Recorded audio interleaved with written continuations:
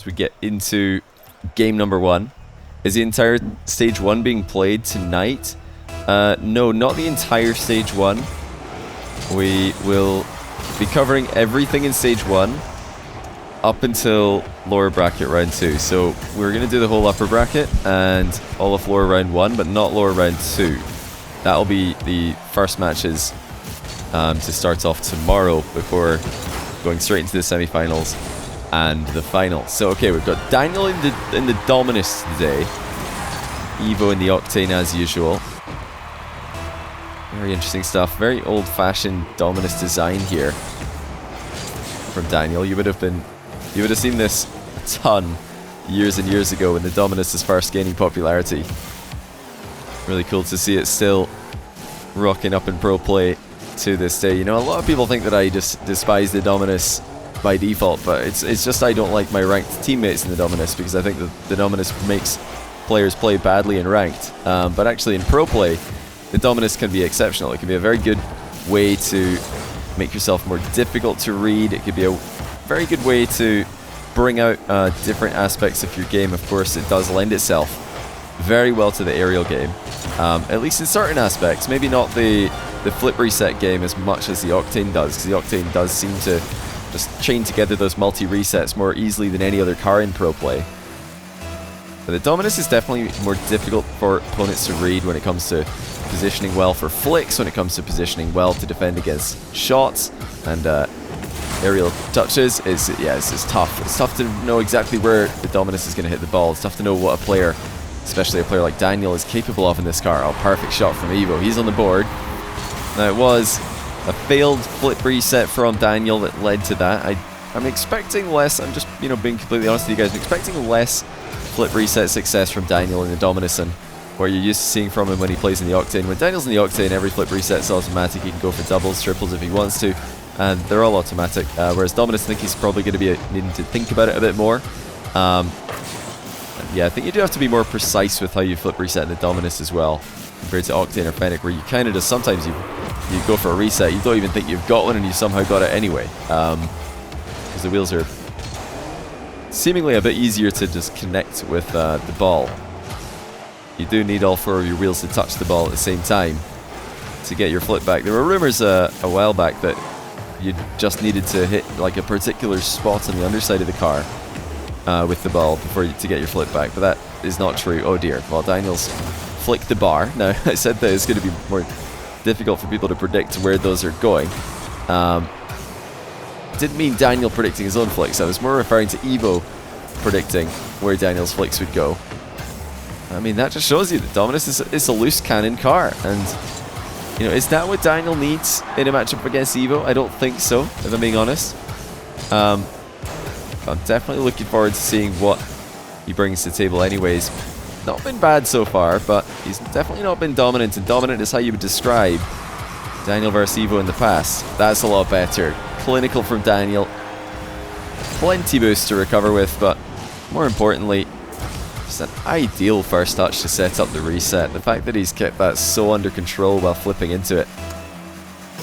Absolutely beautiful to watch. Yeah, let me check about the... I'll check about the... I think Fear's asking about Zapatos games.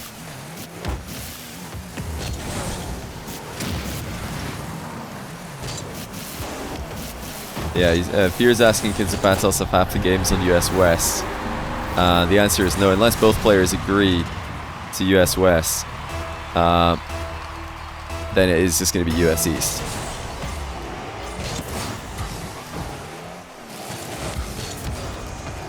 So I'm just going to inform Fear about that right now. It's a bit of an unfortunate case for professional Rocket League, but that's just kind of the way it is in competition, is that you do, have the vast majority of the pro player base is in US East. That means that East is the competitive server, really. However, you can, for players like KV1 in South America, players like Zapatos on the West Coast, you can do ping checks before starting the game. I think Fear has admin mode, right? I think he does. She'll make it very easy for him to perform ping checks for Zapatos here. That big darty energy takes it 2 on tier 1. As we've been doing a bit of admin work in the background there, Evoh has really turned this game around.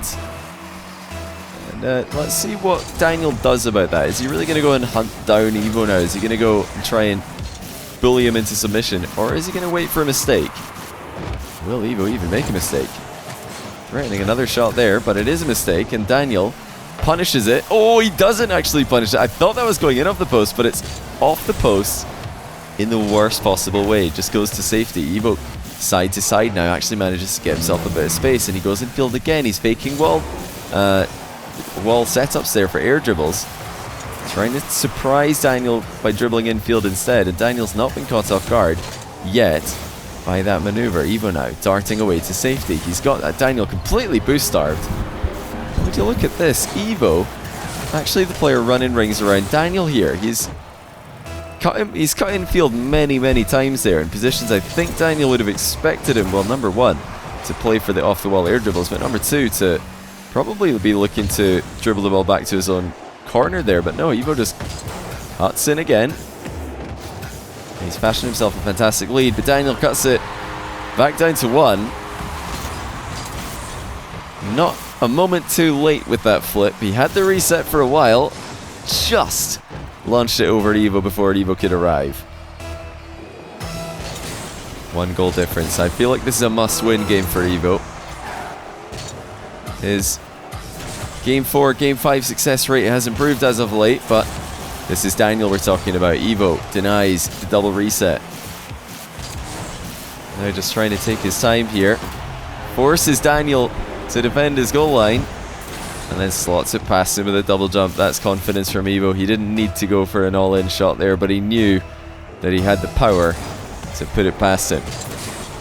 Daniel, just a few seconds to work with. He's already scored one. And what did Evoh go for here? Well, he's attempted to hook the ball past Daniel, but Daniel did the exact same thing and committed more side onto the ball. Remember, when both players go for the same strategy, the guy who's further away from the center, by center I mean goal side, tends to win it. Daniel there taking a bit of a risk, but it did pay off. But he's not got a lot of boost to play with now. He's got none, and now he's got a 12 pad. Evoh flipped away though. That might have been a mistake. Daniel heard that, took his time. Evoh guiding the ball into the ground. No mistakes. Once he got his hands on the ball in 0 seconds. And he takes game 1 against Daniel. Well, that is a very good start for the underdog here. I said it's a must-win game for Evoh because pretty sure Daniel's never lost to him. I'm pretty sure Daniel has beaten Evoh every time they played. Correct me if I'm wrong, someone in chat who's a Daniel Evoh historian. But I think they've played 5, 6, maybe 7 times in the past. They've played a lot because they kind of came up together. They're right about the same age. And when they both couldn't play RLCS, they were extremely active in the North American 1 scene. At times, I think they were number 1 and 2, respectively, in the NA1 scene. And Daniel beat AJ every single time. So that's a massive win for Evoh's mindset here. So like I mentioned, closing out series can be a difficulty for him. Games 4 and 5, sometimes a struggle for Evoh. I think less so as of late, but we'll have to wait and see how he does at the business end of this one. So far, so good. Evoh in front once again. Oh, he's got to be careful here. Daniel tried to demo him in the landing, but he didn't have supersonic speed by the looks of things. And the bump was fairly harmless. Evoh cuts in, takes away possession. Wanted the wall shot immediately. That didn't work out, at least in terms of scoring, but he does have a good chance to fight for possession here. Evoh used a lot of boost to do not much there. Daniel just sitting behind the ball waiting for Evoh to waste it all. And now that Evoh has wasted it all, Daniel makes his move. Low reset. No flip on the end of it though. Either Daniel didn't have a flip to work with, or he decided it was too risky to use one. Where are people asking why were they toxic in chat? No, or okay, are people in chat discussing Evoh's toxicity towards Daniel? Yeah, they're friends, like Jack's saying. No, they're good friends. If he's toxic, he's definitely memeing. I definitely want to see some toxicity here, though. If Evoh wins game 2, he should probably... That would be a great time to ask Daniel if he's switching car. Just preempt Daniel saying that he's switching car by asking him if he's going to. That would be peak trash talk if Evoh's got that one in his locker. I don't know if he does. Maybe even mid-game. If he's winning 5-0 here, I think Evoh should ask him if he wants to switch car. It'd be a bold move. But I think it would be a wise move, and let me tell you why. Because I think if Evoh asks Daniel if he's going to switch car, Daniel won't. And I think Daniel in the Dominus looks less dangerous than Octane Daniel, at least today. And it might not be a car problem, it might just be because Daniel's having a bad day at the office.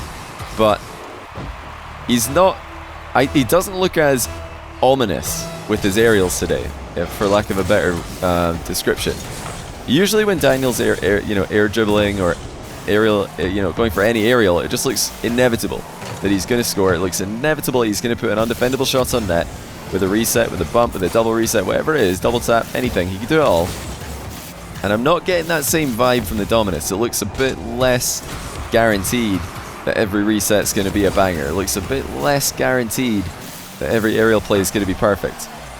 He looks like he's having to think about it a bit more. And, that is kind of what happens in the Dominus compared to the Octane. It's not quite as automatic.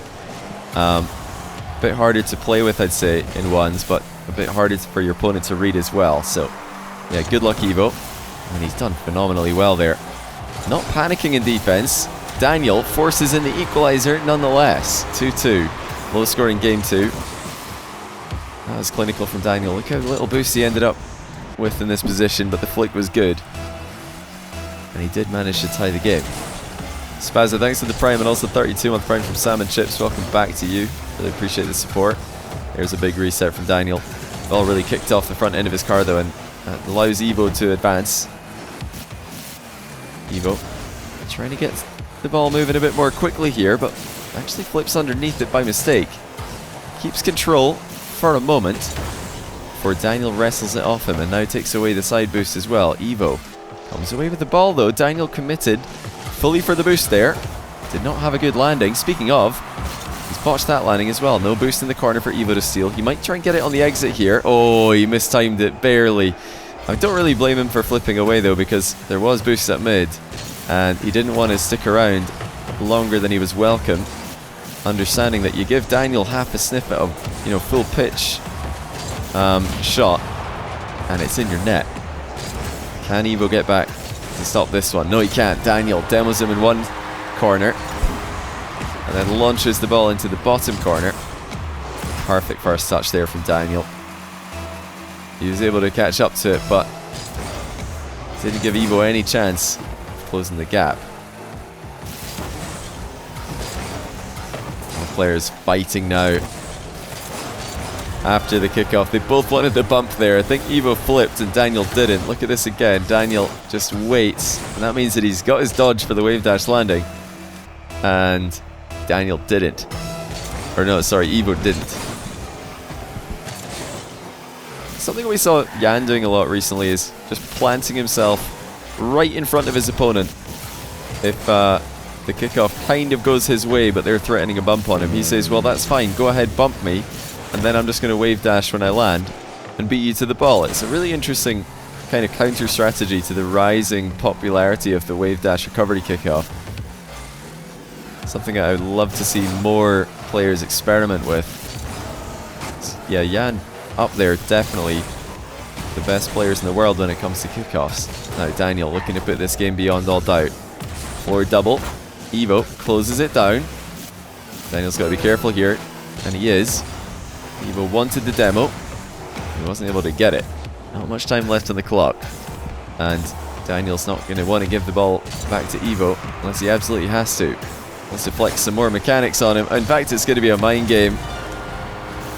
Well, Daniel didn't fully rely on the mind game here. You'll notice that he is blocking at least part of the ball there, but I think, truth be told, if Evoh had properly timed his approach there, there's a good chance he's scoring. And if he had scored, the game would have been far from over. So definitely a bit of a risk there from Daniel. But it's paid off, and he will lead by too significant of a margin for this chain reset to really matter. Daniel ties the series. So, chat, quick question. Has Lion Blaze Battle started yet? Or are they waiting for Lion to... Oh, no, it has. Okay, I was going to say, are they waiting for Lion to finish with CRL? Because I believe Lion Blaze had CRL today. Oh, I tried to get the vertical line in there. We had a couple of... We had a forward slash, a backslash, and I couldn't get the vertical line in before the game started, unfortunately. Lion Blaze leads 1-0. Okay, that's good that Lion Blaze is here on time, because I knew he had CRL. And it was going to be a bit touch and go if he went to game 5 over there, but they must have had a easier series, which Lion Blaze team in CRL often does. Pretty dominant in that league. Could Chronic be an English citizen? I mean, they'd definitely take it. They'd take it. He's a nice guy. Chronic's a nice guy, very talented young man. And, you know, they'd definitely take it.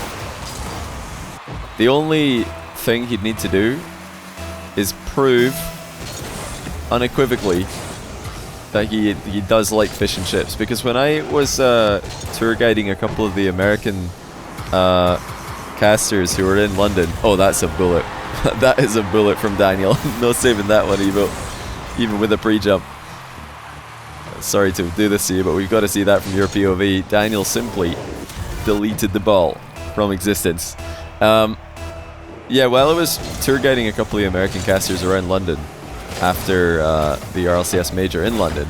Oh no, well, is this the demise of Evoh? He's just missed an open net and it's gifted Daniel a goal. That's going to be a tough one to come back from. Especially as I've been told they're in a Discord call together. Daniel's going to be giggling now. Evoh might be tilted. Okay, let me see if I can get through this story without something else ridiculous happening. Yeah, while we were tour guiding Americans in London, we went to get fish and chips, and T-Bates and Roldiz and Dazarin were all like crowded around. I think it was Cole who got fish and chips, and yeah, T-Bates, Roldiz, Dazarin, and all the other Americans who were there. I forget who else was there.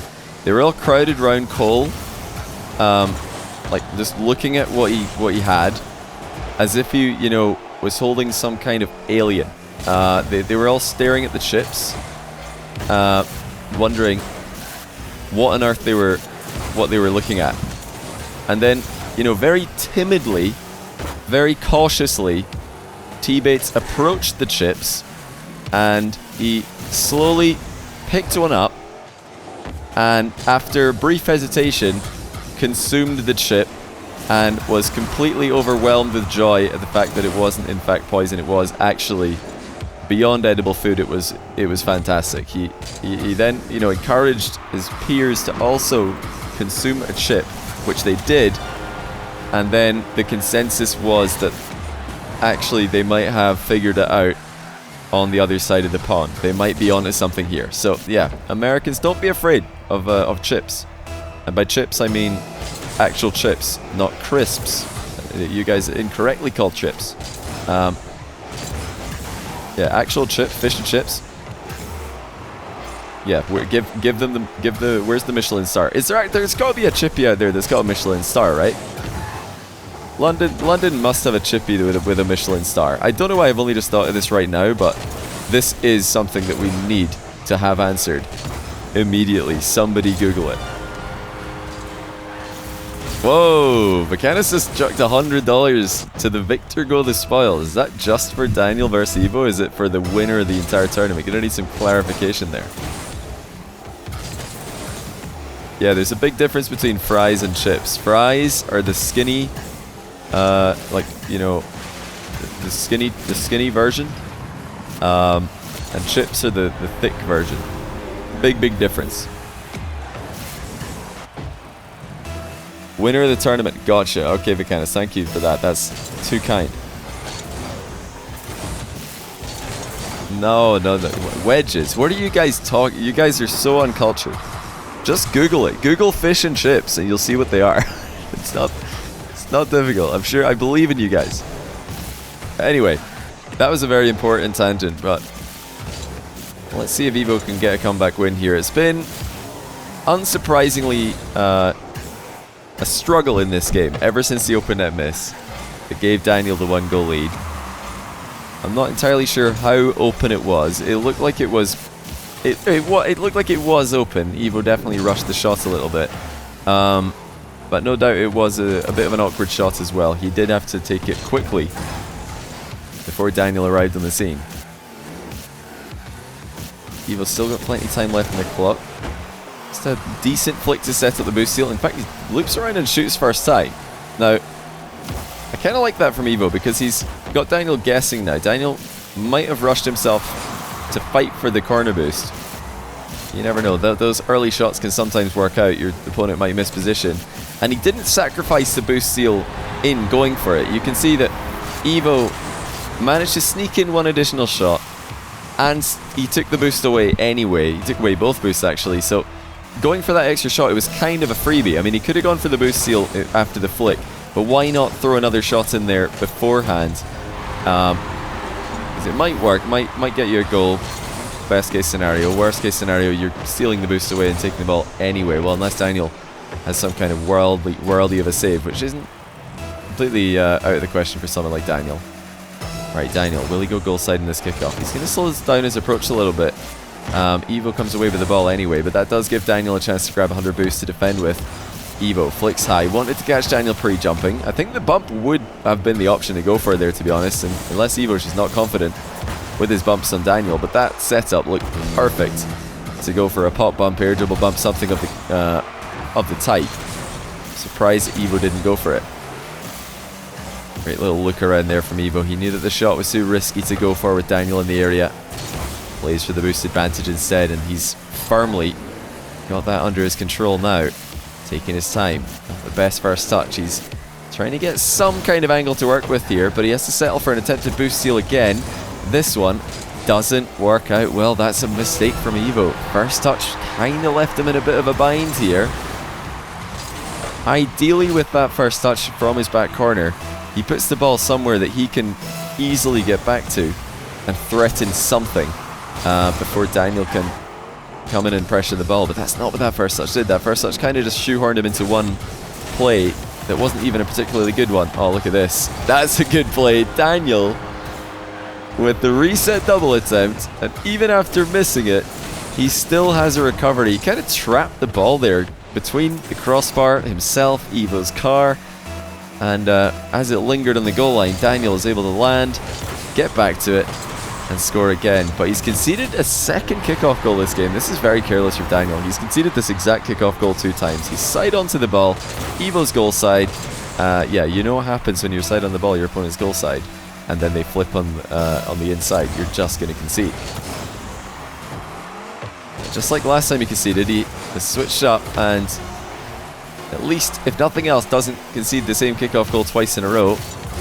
But he's conceded after the second shot, all the same. Okay, well, I think Daniel has to go back to the drawing board when it comes to kickoffs, because why did he not switch up the kickoff to a greater degree than that? I don't know. Evoh's going to try and keep this up. He can't here.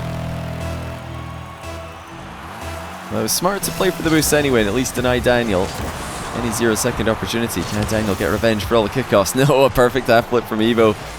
And great knowledge there from Evoh of the safety in the position. Just takes the boost, and he'll put up the first threatening shot in overtime. It's looking pretty good for him. Daniel somehow gets back to it, and look at the boost management from Daniel. Still has 40 to his name, but a banger from Evoh will give him the series lead again. That was a great exchange at the end of the game. I think Daniel maybe panicked a little bit with that last touch. He could have kept it closer to himself, but well played, Evoh. Phenomenal shot. Perfect shot, really, to take the lead in the series 2-1.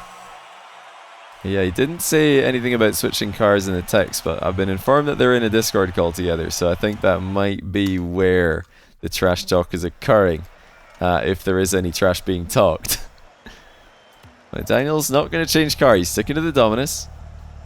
He is confident in his ability in this vehicle. You know, I think if he just stops going for that really side onto the ball push kickoff, he's fine. Like, he's conceded 2 kickoff goals with a risky kickoff. It's a risky kickoff if you know your opponent is playing for the hook kickoff inside a lot. which Evoh is, certainly to the extent that Daniel's been doing it. I mean, to be that side onto the ball, you've got to be expecting your opponent to also be side onto the ball, and that's not what I've seen from Evoh, so questionable from Daniel with the kickoff strategies. Remember that the winner of this will play the winner of... Oh dear, well Daniel's all over the place. The winner of this is going to play the winner of Zapatos versus Lion Blaze, and the loser of this will play the loser of Zapatos versus Lion Blaze. So surely the loser of Zapatos Lion Blaze is looking at that lower bracket thinking, well, that'll be Evoh. Daniel's going to body him as usual, and then the winner will go on to play Daniel in the uppers. I mean, whoever gets that lower round 1 versus Daniel, if that's what's going to happen here, is going to be pretty upset that Evoh decided today's the day that he's finally going to get a win in this matchup.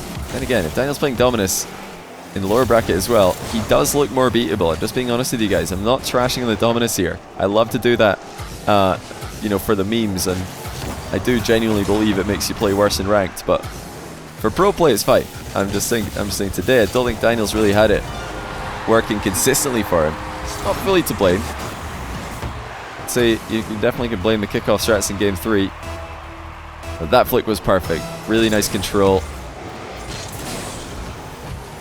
It's, of course, famously difficult to control the flicks in the Dominus. Daniel proving it's not impossible. And now he leads after a wise 50-50. I mean, Daniel, he's not goal side in a lot of his kickoffs today, but he did go goal side in that 50-50. The Dom is the worst card ever. Now you're speaking my language, Chronic.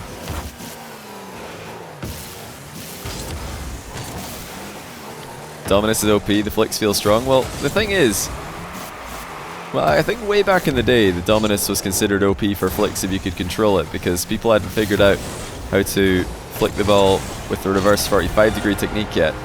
Reverse 45-degree flip, I mean. But these days, when, you know, you've got players like Moxie, players like Toxic, players like Lion Blaze, just smacking in flicks whenever they want. I mean, do we call the Dominus OP flicks anymore? I mean, it seems like any card can have OP flicks. It's not so much about the hitbox, it's all about the technique. And the most reliable, the best flickers in the game are all Octane players right now. Again, it's not weird to see that, because it is the most common card, commonly played card, so just, you know, statistically you'd expect the best of everything, single thing, to be an Octane player. But there are, you know, there's specialities for each card. Fennec 50s, Fennec,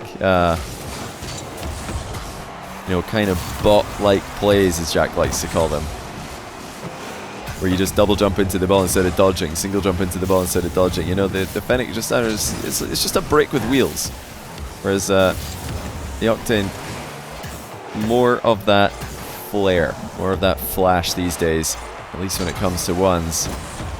Oh, that's a big 50 win. Evoh goes right through Daniel to tie the game.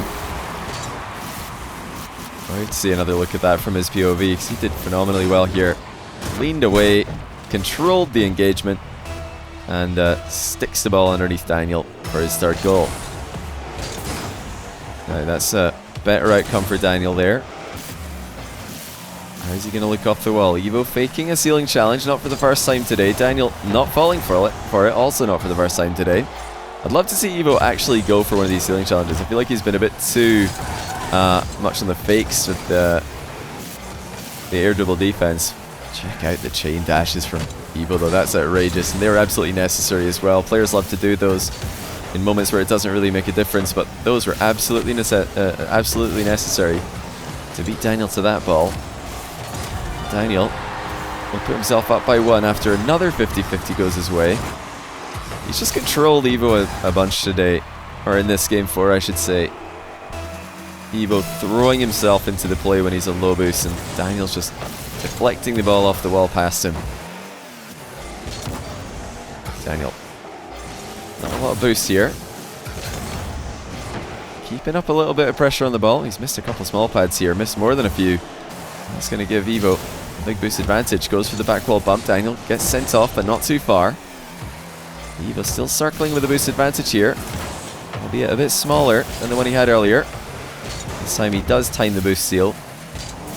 And picks it up, goes for another back wall bump. Oh, that's unreal. Evoh has bumped Daniel off the back wall and then looped into position to finish off the shot. Look at this. I mean, what are you supposed to do against that? Daniel, completely helpless. Literally a sitting duck on the back wall there. As Evoh danced around him, slapped him as he drove by, and then popped the ball into the open net. Daniel, a fairly tame first touch, inviting Evoh's challenge. Evoh, oh, has he scored this? Wow. Almost picks out the impossible angle as well. He's definitely having a great series here, definitely having a great game, but he's barely missed it, and Daniel has half-flipped ideally onto the ball to set up the counter-attack. 1-goal lead as Game 5 starts to loom here in round 1 of the tournament. Evoh dispossesses Daniel early. Just pops it into the top corner, and there wasn't much in the way of defense here from Daniel. He had a boost advantage briefly there, but he just parked on the wall.